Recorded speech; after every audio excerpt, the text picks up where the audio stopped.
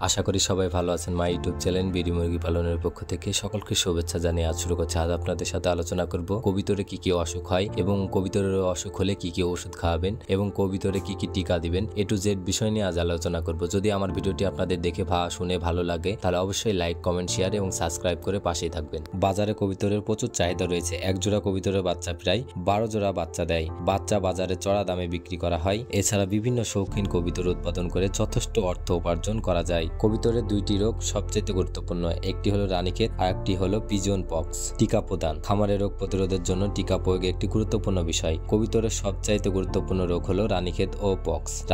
রানীক্ষেত টিকা দেওয়ার জন্য 7 দিন বয়স থেকে 21 দিন বয়সে 2টা ডোজ দিতে হবে। চোখে 1 ফোঁটা করে দিতে হবে। পিজন পক্স টিকা 3 থেকে 5 দিন বয়সে 1 ফোঁটা পাখির চামড়া খুঁচিয়ে দিতে হবে। রানীক্ষেত রোগ কিভাবে বুঝবেন? সবুজ ডায়রিয়া বা টুথপিকের মতো পায়খানা এবং প্যারালাইসিস, মাথা কাঁপুনি বা পাখা ঝুলে পড়া ইত্যাদি দিয়ে বুঝবেন যে আপনার কবিতরে রানীক্ষেত রোগ হয়েছে।